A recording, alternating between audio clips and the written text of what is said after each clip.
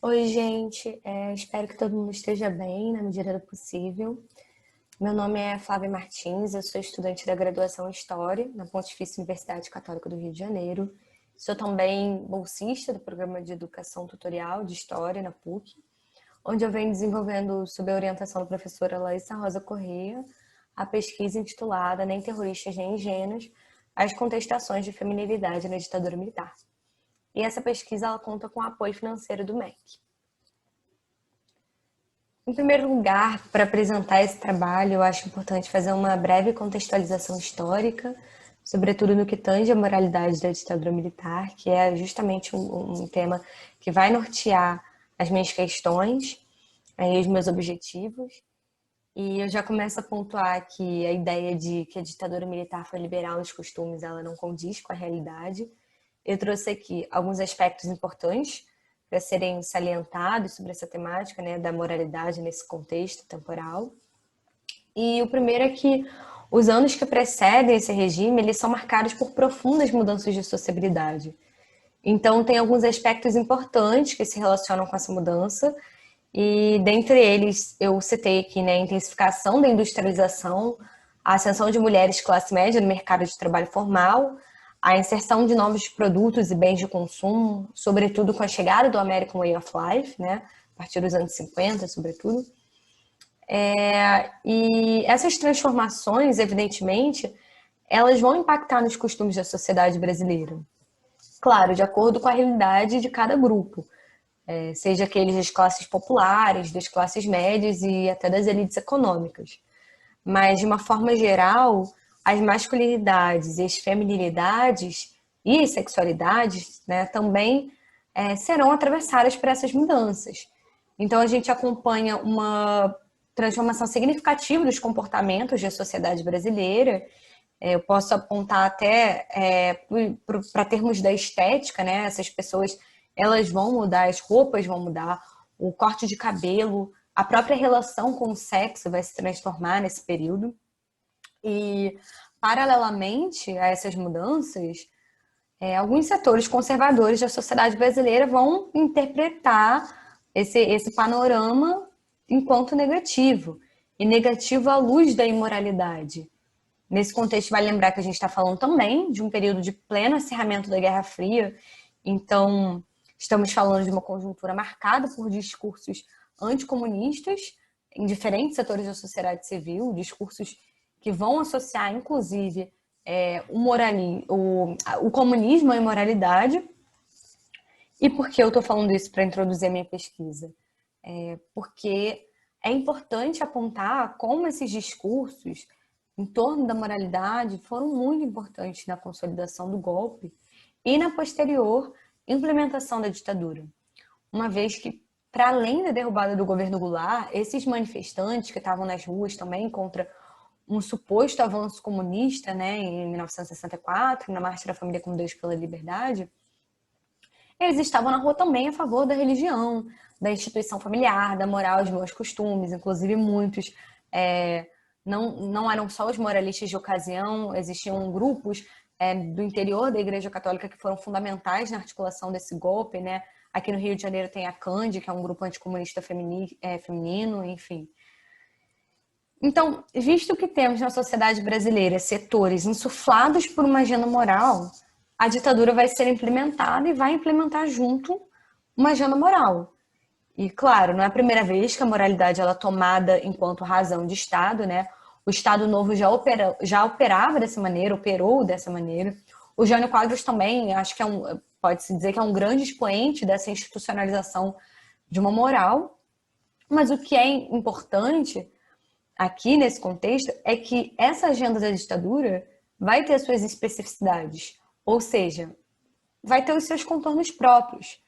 E talvez a maior particularidade é que nessa conjuntura ditatorial, a agenda moral vai estar vinculada à doutrina de segurança nacional, que é a principal diretriz do regime. E o que isso significa?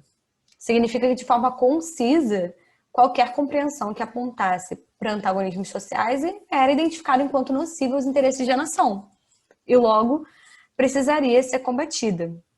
Então, aqueles que estavam subvertendo a moral e os bons costumes, eram considerados os inimigos internos, eram associados ao comunismo, à barbárie, à subversão, ao terrorismo, enfim.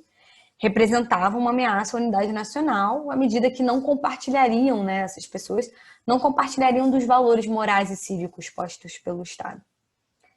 Então, nesse contexto, a ditadura ela vai buscar fortalecer a narrativa da crise moral, também para justificar as suas práticas. E vai dizer que essa crise moral ela é pertencente a um plano subversivo do movimento comunista internacional, onde os propósitos desse plano, né, seriam de destruir as famílias tradicionais, corromper a juventude, enfim, disseminar a subversão na sociedade brasileira.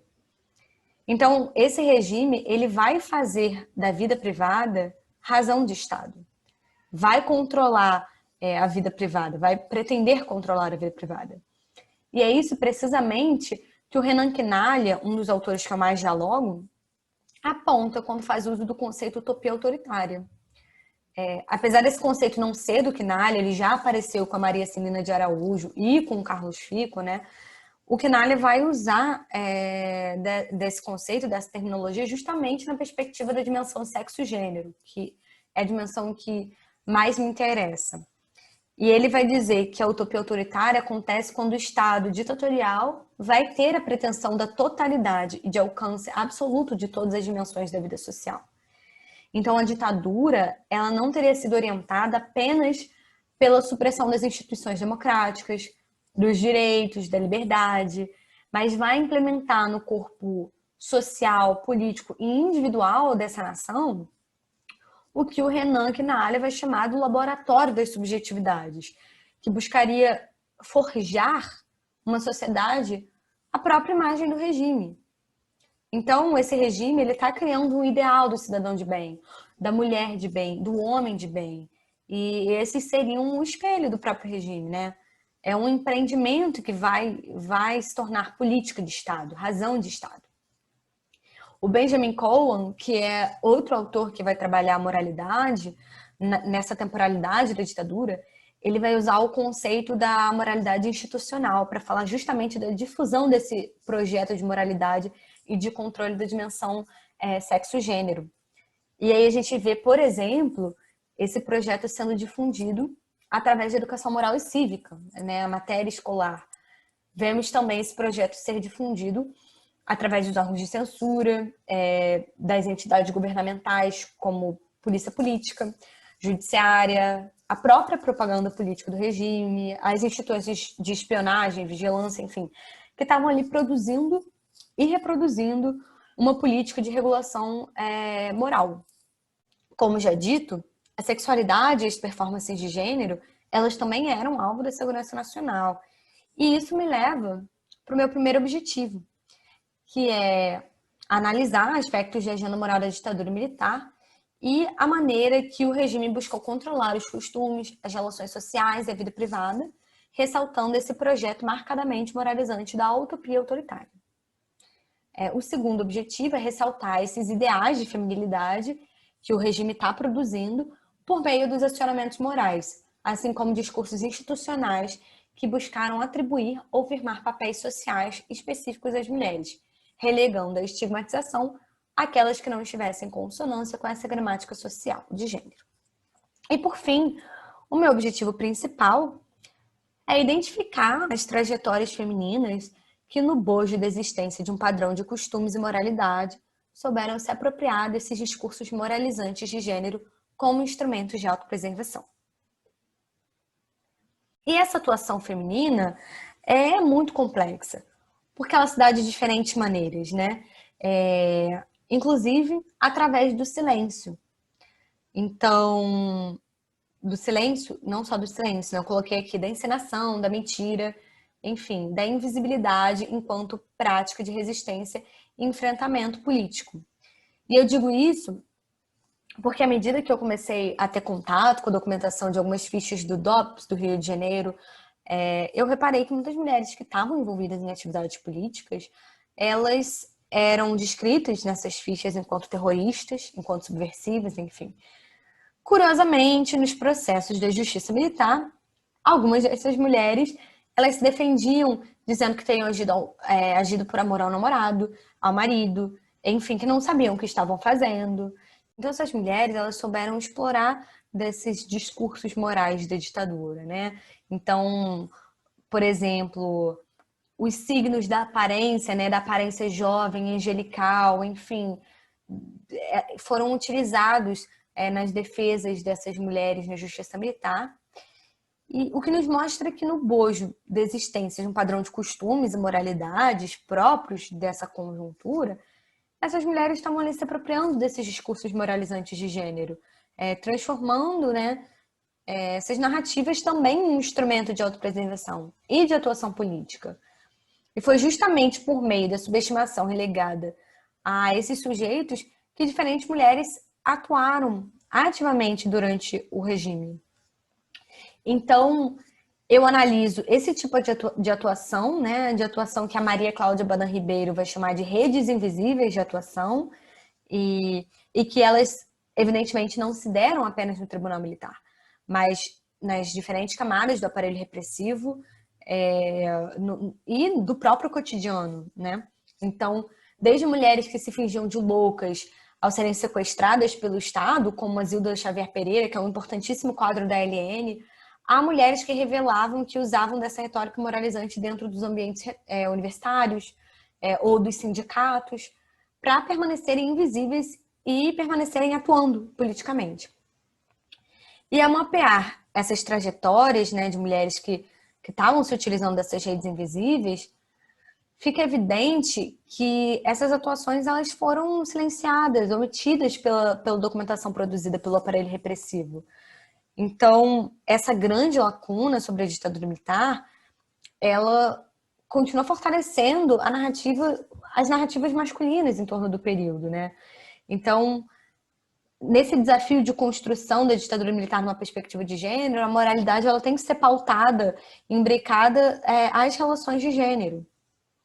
E como metodologia e fontes, né, considerando que muitas mulheres estão utilizando desses papéis sociais de gênero que conferiam às mulheres passividade, domesticidade como ferramenta de invisibilidade de atuação política, essas documentações não estão evidenciadas, essas atuações não estão evidenciadas na documentação do aparelho repressivo. Então, para dar conta disso, a metodologia desse trabalho conta com um levantamento bibliográfico documental, onde foram mapeados os documentos referentes a algumas figuras femininas produzidos pelo DOPS do Rio de Janeiro, do Brasil Nunca Mais também, e da Comissão Nacional da Verdade, que aí tem um peso muito importante, porque é o relato destas mulheres.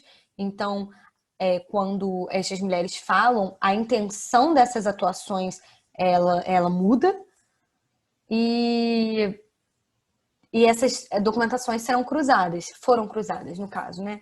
E como considerações finais, eu quero dizer que revisitar esse tipo de documentação, né, fazendo, claro, perguntas-fontes, buscando entender através desse cruzamento de documentação como que essas figuras femininas elas alternam entre ingênuas, subversivas, terroristas, também nos possibilita entender um contexto que possibilitou que muitas dessas mulheres usassem os valores morais da ditadura como estratégia. E como essas experiências, elas podem ter sido silenciadas na memória do período.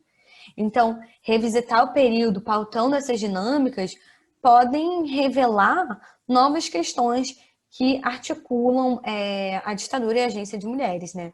Compreendendo esses padrões de moralidade que impulsionaram a atuação de diferentes mulheres durante esse período da ditadura militar.